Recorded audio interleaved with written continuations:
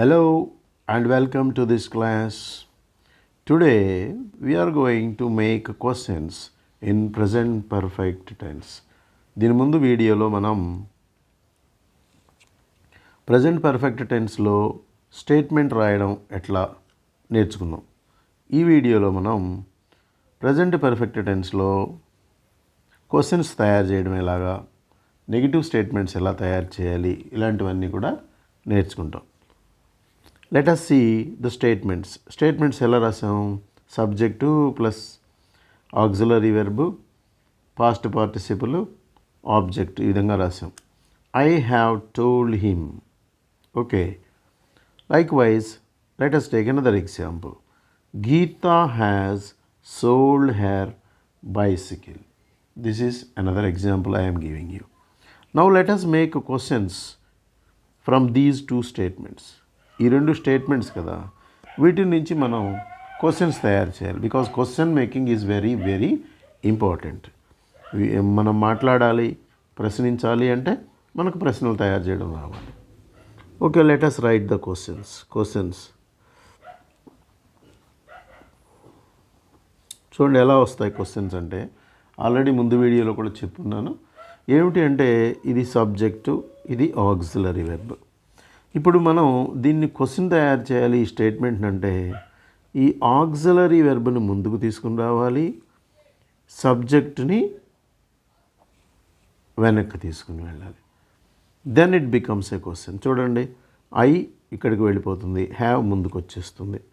అప్పుడు ఏమైంది? Have I told him. Have I told him. Now it is a question. ఎంత సింపుల్గా మారిందో చూడండి. Have I told him. Let us see the next example. Geeta has sold her bicycle. మనం ఏం చేస్తాం? సింపుల్గా సబ్జెక్ట్ని, ఆక్సిలరీ వెర్బ్ని ఇంటర్చేంజ్ దేర్ పొజిషన్స్, అంటే వాటి పొజిషన్స్ని మార్పు చేస్తాం. హ్యాజ్ ముందుకు వచ్చేస్తుంది. హ్యాజ్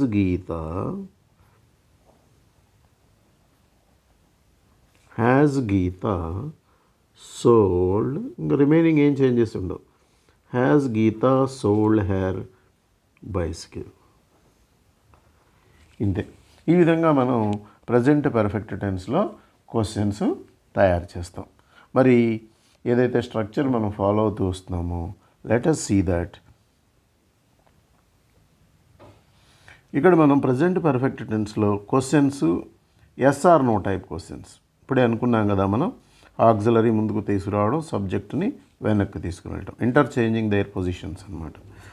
చూడండి, మనం స్టేట్మెంట్లో ఎలా రాసుకున్నాం? I have written a letter అని స్టేట్మెంట్ రాసుకున్నాం. ఇంటర్చేంజ్ చేసినప్పుడు సబ్జెక్ట్ వెనక్కి వెళ్ళిపోయింది. Have I written a letter. చాలా సింపుల్గా క్వశ్చన్ అయిపోయింది. అదేవిధంగా వి సబ్జెక్ట్తో చూడండి, have we written a letter. అట్లాగే have you written a letter. చక్కగా ప్రశ్నలు అడగటానికి ఎంత కన్వీనియంట్గా ఉంటాయన్నమాట. Have they written a letter. అలాగే చూడండి, has he written a letter. ఇలా ప్రజెంట్ పర్ఫెక్ట్లో మనం క్వశ్చన్ తయారు చేసుకోవచ్చు చాలా ఈజీగా. Structure గుర్తుపెట్టుకోవాలనుకుంటే have oblique has plus subject plus past participle plus object with question mark. This is the way we prepare questions in present perfect tense. Now let us see the way we write the questions with question words. Questions with question words. అంటే ఇక్కడ చూడండి, ఇక్కడ వరకు same have I written a letter ఉంది. దాని ముందు మనం ఏం చేసాము? క్వశ్చన్ వర్డ్ని ప్రిఫిక్స్ చేసాం. అంటే క్వశ్చన్ వర్డ్ కనుక పెట్టినట్లయితే అది క్వశ్చన్ అయిపోతుంది. బట్ ఇక్కడ మనకు వచ్చే లాభం ఏంటి? Why have I return a letter. It is seeking more information. ఎక్కువ సమాచారాన్ని మనం తెలుసుకోవడానికి అవకాశం ఉంటుంది. అట్లాగే చూడండి, have we return a letter ముందు కూడా వై పెట్టాం. Why have we return a letter. Okay. అలాగే చూడండి, why have you written a letter? So these type of questions seek more information. అదే ముందు మనం నేర్చుకున్నది yes or no type questions, they get answers either yes or no, అలా ఉంటుంది. ఇక్కడ చూడండి, why has he written a letter. Okay, why have they written a letter, ఇలా ఉన్నాయి ఎక్స్ప్లెనేటరీ క్వశ్చన్స్. ఇక్కడ మనం ఇన్స్టెడ్ ఆఫ్ వై మన అకార్డింగ్ టు ద నీడ్, మన నీడ్ని బట్టి వెన్ రాసుకోవచ్చు, వేర్ రాసుకోవచ్చు, whatever may be the question word required to the context.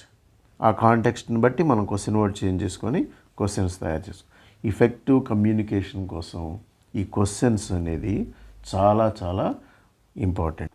చూడండి, structure question word plus have oblique has plus subject plus past participle plus object.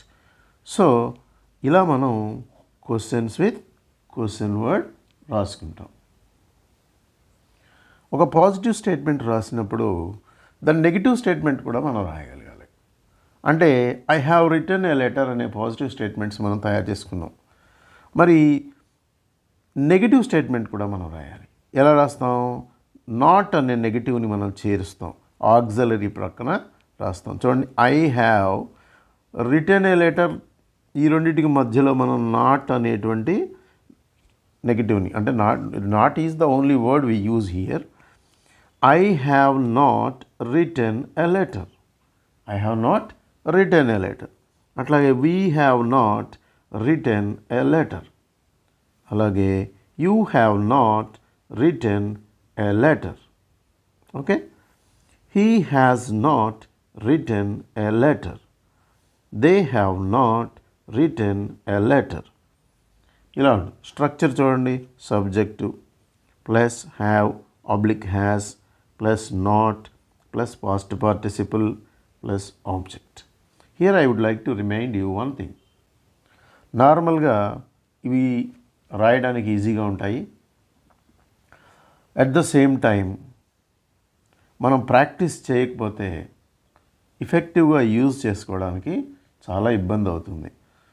So make very good practice taking different verbs, then it will be very, very useful. Thank you very much for watching this video. Please like it, share it to your friends and subscribe to my channel so that all my videos will come to you. Thank you once again. But remembering you that I will be back with the uses of present perfect tense in the next video.